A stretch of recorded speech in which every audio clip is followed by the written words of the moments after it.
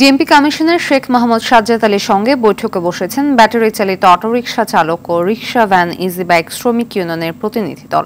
বেলা 11টার দিকে বৈঠকে বসেন তারা। রোববার বিকেলে অটোরিকশা চালকদের গণ অবস্থান কর্মসূচি থেকে এই ঘোষণা দেওয়া হয়।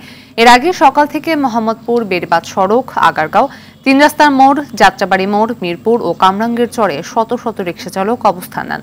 এতে ওইসব সড়কে সব ধরনের যান চলাচল বন্ধ হয়ে যায়, ফলে বিপাকে পড়েন অফিস ও কর্মস্থলগামী মানুষ। এরপর 2 ঘন্টারও বেশি সময় সড়ক অবরোধের পর তারা ডিএমপি কমিশনারের সাথে বৈঠকের ঘোষণা দেন।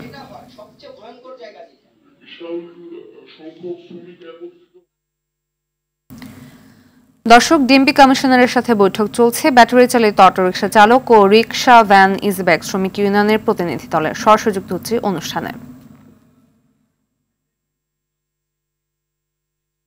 শ্রমিকরা আরো বেশি ক্ষেপে ব্যাটারি খুলে কে বিক্রি করছে? এই যে নিলাম করা হয়েছে, কে নিলাম করছে?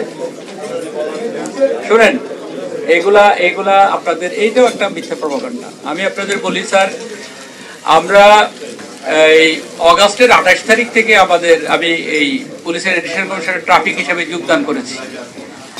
তখন আপনারা জানেন সড়কে কি পরিমাণ বিশৃঙ্খল অবস্থা ছিল, এবং এই ব্যাটারি রিক্সা, কাভার্ড ভ্যান, বাস সবাই এই কি করছে, বিশৃঙ্খল অবস্থা সৃষ্টি করে। শুধুমাত্র যে আপনারা করছেন তা না, আমাদের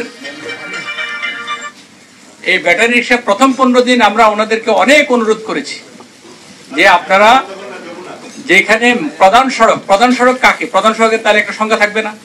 প্রধান সড়ক হলো আমার যেখানে গণপরিবহন চলে, গণপরিবহন বলতে যেখানে বাস চলে, সেই সড়কগুলো আপনারা অ্যাভয়েড করে একটু চলেন।